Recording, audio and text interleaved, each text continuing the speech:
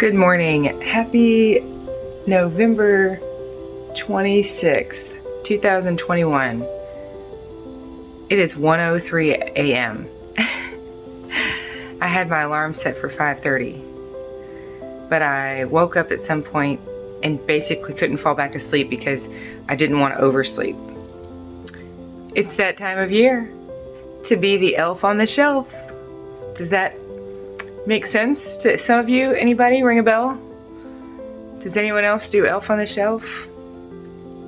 We started doing Elf on the Shelf probably however many years ago this whole thing started. Who was the genius that started this whole thing? Okay, I'm gonna make a dramatic entrance.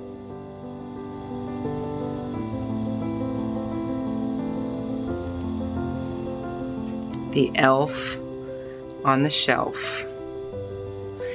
These little things come with a book. I think I got ours from Target. Shh. He visits our home the day after Thanksgiving. He used to visit every single day until my husband and I had a genius idea to have him only visit on Fridays. He comes to our house and makes a big mess, and ours is really ornery and most of what he does has to do with like poop and pee. We make chocolate and Play-Doh. We make it look like he pooped and peed all over the place. I don't know. It's a lot of bathroom humor, which I love. I've got to admit it. I love bathroom humor. But his name is Poofer, and my kids love him, and they're so excited when he comes. And of course, he's one way that we communicate with Santa Claus. So he visits from the North Pole every Friday. I've got his name on our calendar real big because I don't want to forget, which is why I'm up at 1:05 a.m. And he comes back and he brings treats and he brings fun stuff. And like next week, he was going to bring it this week, but Walmart wouldn't have it ready for me till this afternoon. Next week, he's bringing everything to make slime. He makes a huge mess. There have been times where one time, people get really, really creative with this stuff. It's so funny, some of the stuff people do. I don't know, I can't hardly remember what all we've done, but he'll turn the kitchen inside out, open every cabinet.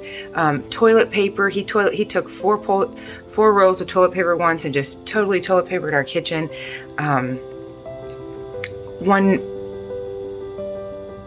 One Friday morning, he put all 7 of our toothbrushes in the toilet. My kids got a kick out of that. He took all their socks out of the drawer and replaced all the ornaments on the tree with all their socks. So when the kids went to put socks on for school, all the socks were hanging on the Christmas tree. I don't know. Our elf is very active, which is why my husband and I crack up about how much work it is for us to get up in the middle of the night and destroy our own home with everything. Shoo fly. Oh, I'll be so glad when it's like cold enough that there's no more flies. But every season has a pest, so I don't want to. Once we are done with flies, then we start dealing with mice. Shoo fly. There's a fly in this kitchen with me. Anyways, I'm up in the middle of the night, and I want to show you what my kids have done for Poofer, what they have set out for him. Look what they set out for him last night. It's the cutest thing.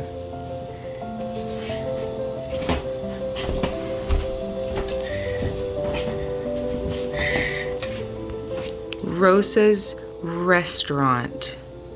Poofer, I love you. Look, there's Poofer. You are silly. Look at this.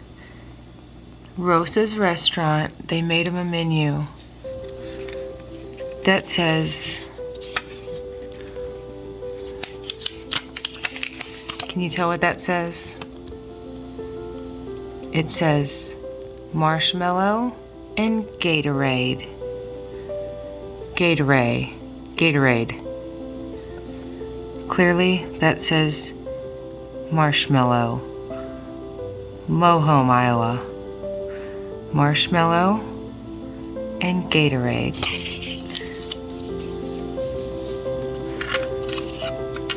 That is what's on the menu, and that's basically all Poofer eats is sugar. So we usually leave him out something like that. So here's what I'm about to do. Let's you and I do our She Did It verses, and then I am going to set him up and do a little photo shoot with him and make it look like he set my camera up. Because the girls, I was in here with them last night and they spent hours, they spent hours on all this. So I'm glad to be up. Look at him. I'm glad I woke up because I didn't want to do this haphazardly in the morning, and I sure didn't want them to wake up, obviously, and it gets light out so early now and they would be down here so quickly. So I want to take my time and do a good job. He is going to have tissues all over the place, and then I asked my husband to stop last night and get Tic Tacs and M&Ms. Tic Tacs and M&Ms. Because everything is sugar with the Elf on the Shelf. Just like that movie Elf with Will Ferrell when he eats spaghetti. By the way, when I was youth minister, I reenacted that scene on Elf on the Shelf. Remember when Will Ferrell has spaghetti and he puts like syrup and marshmallows and graham crackers and puts it on a big huge bowl and starts eating it because he's an elf, so everything he eats is sugar. I had the kids in my youth group reenact that. They made spaghetti like that with noodles, and then we weighed them, and then whoever ate the most of it won. That's so gross. Okay. Anyways, I'm going to have tissues all over the island, and I'm going to have Poofer leave a note and say, I've heard you guys haven't been feeling well because we've kind of had a cold. I left you some medicine. So these Tic Tacs and M&Ms are going to be medicine that he left for us. So let's read the She Did It verses. Yesterday's, and this is just for me, yesterday's was Hebrews 12, 1 through 2. Today's Proverbs 19:21. And I came in here and added one. Romans 12, 1 through 2. This is my new mantra for following Jesus. I'll do that on 11:30. Hebrews chapter 12, verses 1 through 2. And Hebrews was written by a bunch of people. Paul, Luke, Barnabas, Apollos, Silas, Philip, Priscilla, and others have been suggested because the name of the author is not given in the biblical text itself. Whoever it was speaks of Timothy as brother. That is why, okay, in my Bible, I went in these tabs here, and if Paul wrote it, I just took a red permanent marker and went around each of those. That's why on Hebrews, I just have a little dot, because it's unknown. Okay. Hebrews 12, 1 through 2, and this is that verse that I have on my basement door over there. Pretty soon, that whole area is going to look very different. We're not sure exactly how, because that's where there's going to be stairs going upstairs to the new part. This whole place is transforming.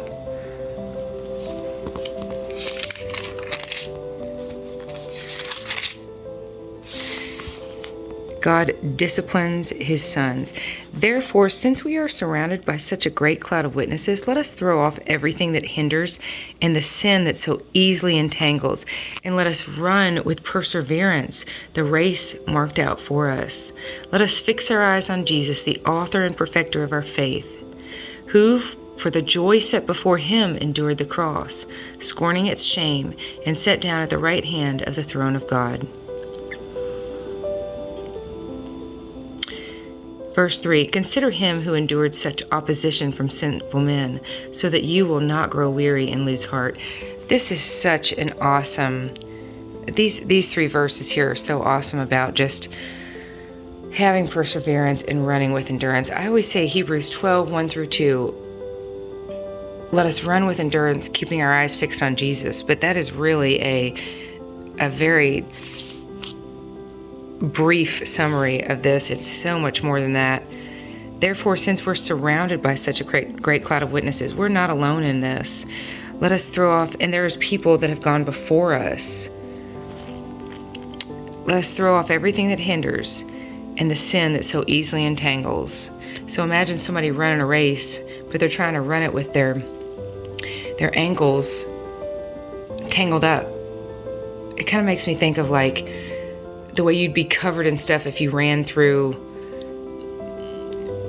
a pond or something. You came up out of the pond covered in seaweed, covered in trash, covered in fishing wires and everything that hinders and entangles. So let's throw all that off and let us run with perseverance. Let's run with endurance the race marked out for us. Keep our eyes fixed on Jesus, the author and perfecter of our faith, who, for the joy set before him, he did it for the joy that was set before him, endured the cross, scorning its shame, and sat down at the right hand of the throne of God.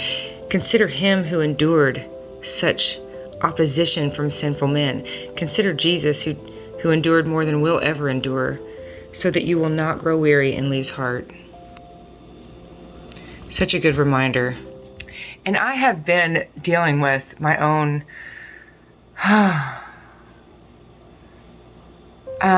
it's been a struggle to just keep going and going and going, because since I recently switched gears and kind of clipped strings with a certain earthly program that I was following and clinging to,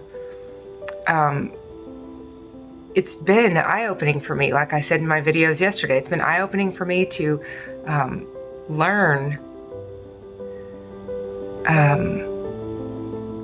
to release my grip and my false sense of security that I have with certain earthly programs, wanting them to be the answer for me, wanting them to lead me and guide me. And I've been dealing with a pretty steady, and look, you know what I'm doing right now? I'm expressing, not ingesting. I've been dealing with a pretty steady stream of temptation. Not to eat sugar, not to eat flour, but to control and manipulate this whole process. I've been dealing with the temptation to panic and be scared and want to speed things up and want to control things and want to just get back into what my comfort zone is, which is pretending to know that I'm in control. It's a false sense of control. I've been wanting to almost daily, and I have not shared this with you all, but almost daily I've thought, forget it. I'm just going to go back to the weight loss program. I'm just going to go back to the weight loss. I'm just going to go back to those 3 meals, weighed and measured, those amounts. And that's a temptation for me. That's not a God-given desire. And I absolutely don't believe that's what I'm supposed to do, because I've done that over and over and over and over again. And that to me feels like holding my breath. For me, that amount of food might be perfect for other people. But for me, my height, my weight, my lifestyle, the demands on me physically, raising 5 kids on a farm, I say that often, that's my reality. This home being under construction, naps are not an option like they once were. For me, that amount of food feels like holding my breath. And I invariably do what you do when you hold your breath for a minute or a minute and a half. without fail, I end up gasping for air. Binging. So I've really been dealing with my own test of endurance, and that is trusting that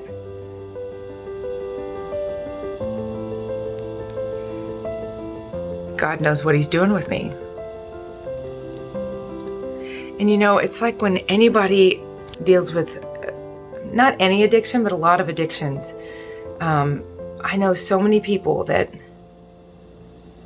and this is kind of funny because we're talking about food here, but I know so many people that when they finally quit drinking, gained a little weight. When they finally quit smoking, gained a little weight. When they finally got off drugs, they gained a little weight. Because those drugs were curbing their appetite. Or maybe they started to turn to food a little bit for comfort when they would have normally turned to cigarettes. It's such a normal, common, typical scenario to gain a little weight. And I have gained a little weight, and it's uncomfortable for me, but it's really wonderful to think that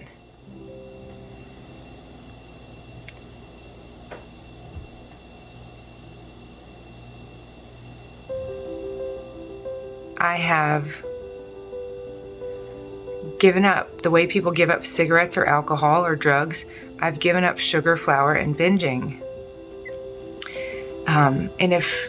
And there's been a little weight gain involved, and it's been very uncomfortable, and it's been a temptation of mine. And thank you, by the way, because what I'm doing right now at 1:15, 1:20 in the morning is processing this. This is therapy.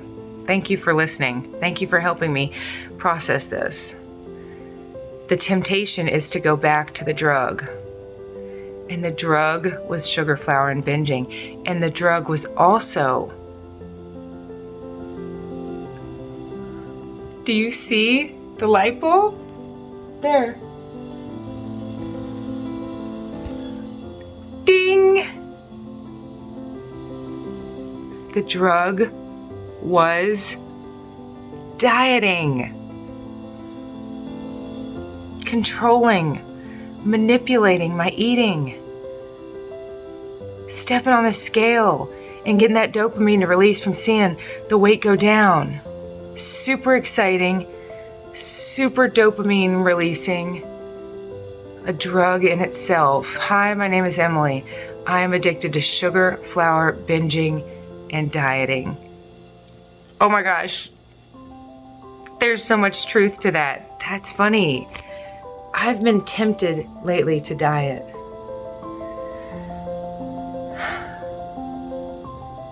You guys, thank you. Thank you. Thank you. If anyone is listening, thank you. I love you dearly. Whoever's listening to this, thank you.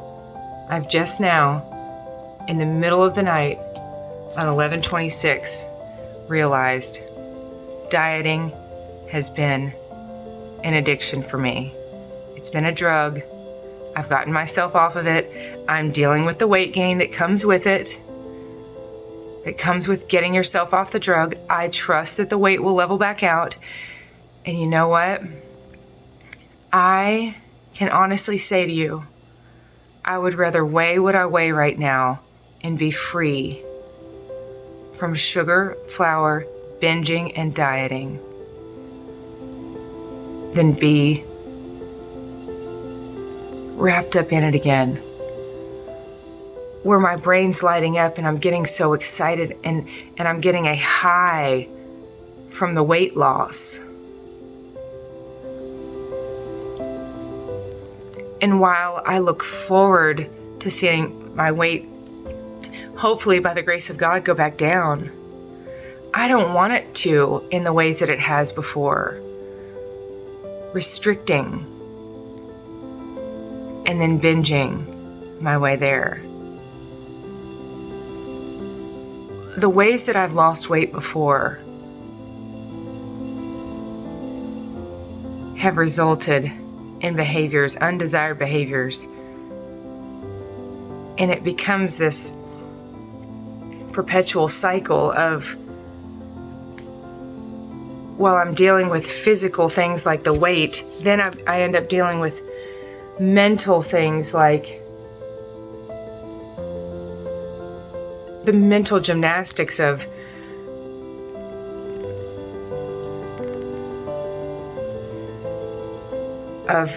am I eating too much or too little? Wow. I've just made progress. And I didn't even have to cry. I've always said that when I used to get therapy, I was at a university once and I was seeing the psychiatrist there. My husband was in law school and I was going to school also. We were at the University of Arkansas. And I wasn't home, and I had a psychiatrist here. I wasn't home, so I was there. I was at the university. And they had a policy that if you were seeing the psychiatrist and you were on medication, then you also had to see the psychologist. You also had to go get therapy, which was funny because I really didn't feel like I needed it. I just needed my doctor to prescribe my medicine so I could take it and get on with it. I was in school and I had a little baby, and we were out there in Arkansas so that my husband could get through school. We lived there for 4 years. We actually lived there for a year first, and he taught school. We were in the same school. He taught special education, and I was the assistant in special education. And we lived there for a year so that he could have in-state tuition. But anyways, they had this policy that if you were, and I respect it. Their policy was if you were seeing the psychiatrist, then you had to see the psychologist. And you had to prove that you were. Like at least once a month or something, I had to go meet with, her name was Cece. And I remember thinking, I don't really need to be seeing her, but it was always beneficial. And we sat together just right across from each other in her little office, and she would ask me questions that ultimately I would cry. And I remember always thinking that's when we were really making progress, is when I would start crying. When she would ask the right questions that bubbled up so much emotion. I will say, so that's pretty awesome. I just now figured that out with you guys right here. The fire, there's a fire going. This is really a lovely moment. I'm here with Poofer. Poofer. Look at him staring at me. That fire going, the wind's blowing outside, it's raining. This is a lovely moment.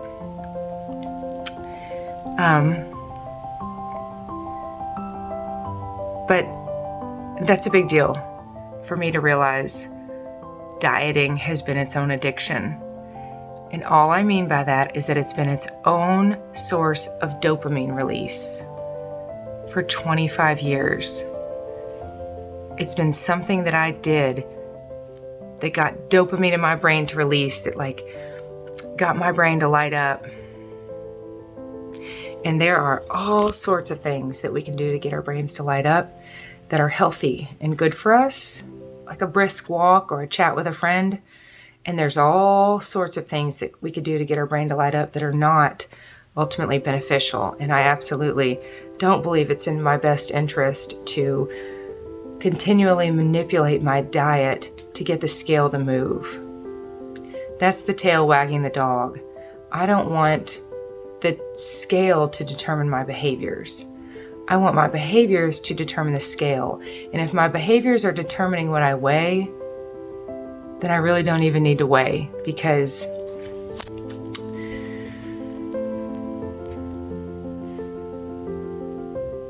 I can tell what I weigh by how my clothes fit. And I want to ask God to help me figure out what I need to eat and how much I need to eat.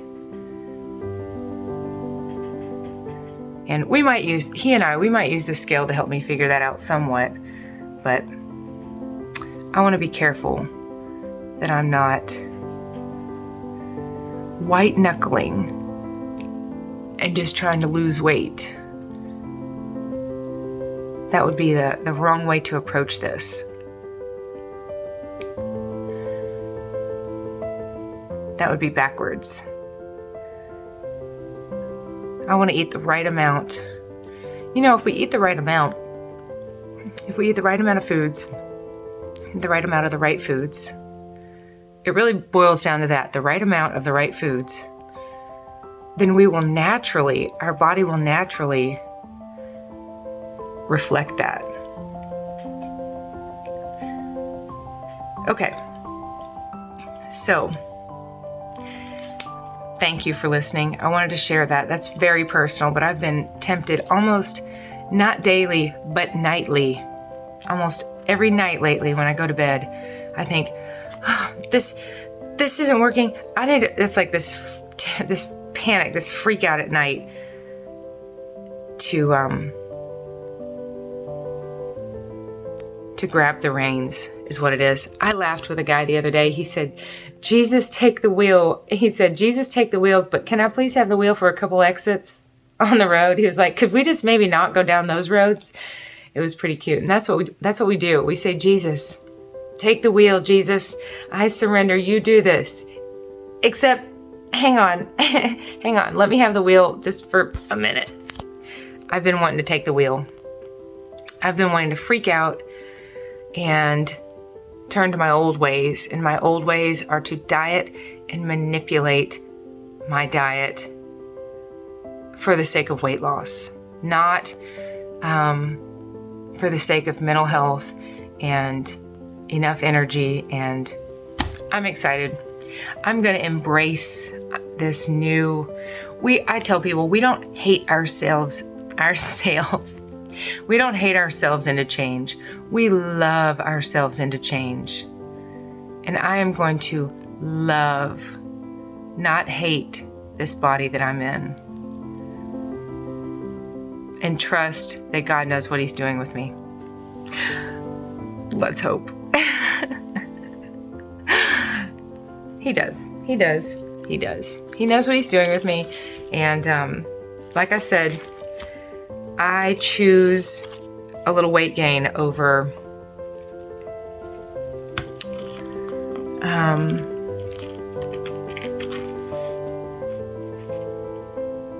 sugar, flour, binging, or restricting, which is dieting. And I have dieted for 25 years, and to be honest, it's been fun. It's been fun. It's been a drug. It's been an addiction. It's been something that I've done that just lit my brain up. I've had so much fun over the years dieting. I get all excited when I start a new diet program. Which one is it going to be? Jenny Craig, Weight Watchers, LA Weight Loss, diet programs that I created myself. Or this most recent one that I followed. It's been fun. And I'm realizing now it's been its own addiction. Proverbs 19, verse 21. Many are the plans in a man's heart, but it is the Lord's purpose that prevails. Amen to that. Many are the plans in a man's heart, but it is the Lord's purpose that prevails. Okay, so it is poofer time. I am going to get all this set up. I'll take a bunch of pictures and show you. I think I'm going to go ahead and end today's video.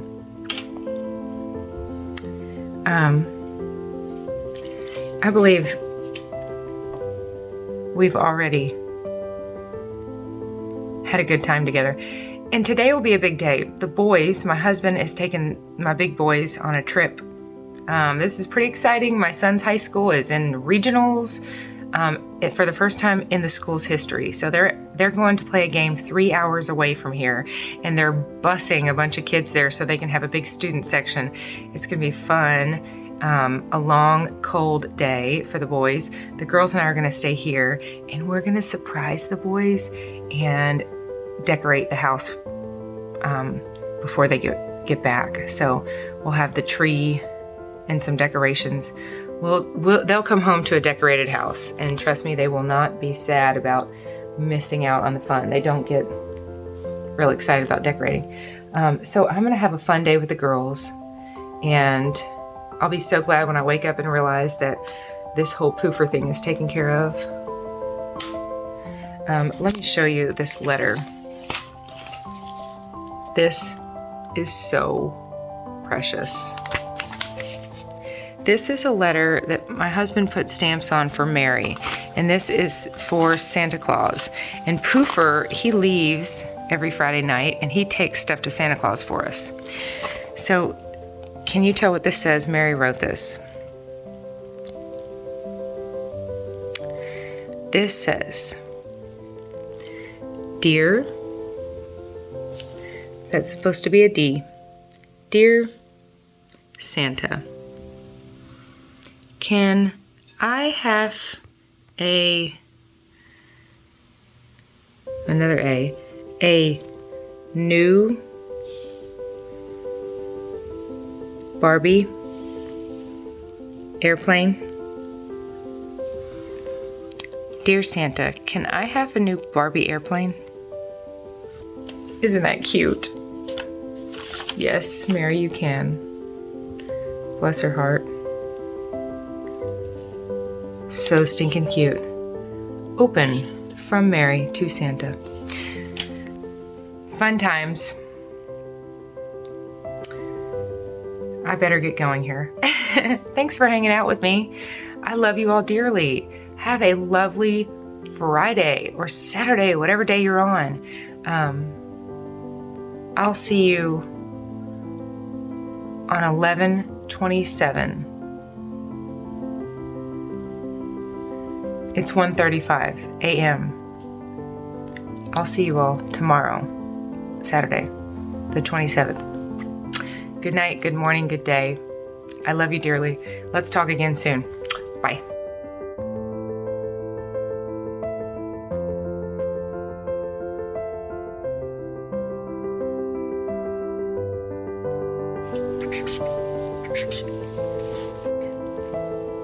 So I'm going to take some pictures at really odd angles and make it look like Poofer the elf used my phone to take pictures of himself.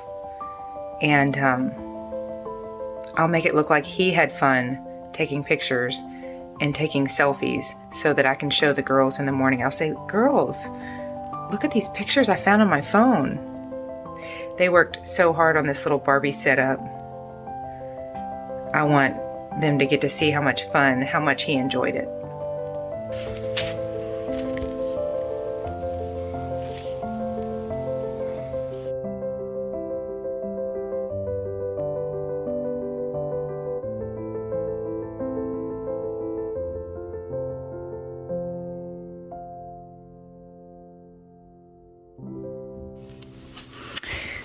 All right, so I write all this with my left hand to make it look like he has messy elf handwriting. Hi, Thomas and Charlie and Franklin and Clara and Mary. I love you all so much. Santa and all us elves have been looking forward to seeing you. We are working hard at the North Pole.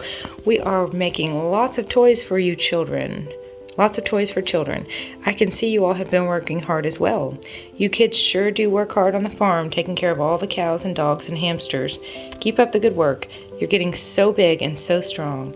I'm so excited to come back next Friday and see your Christmas tree. I'm so excited to celebrate Jesus' birthday. Jesus Christ. That's why Christmas is called Christmas. It's Jesus Christmas. I love Jesus and he loves you. And I love you. You are loved. I love you. Love your best elf Poofer. P.S. I heard you've had a cold. I brought tissues and medicine.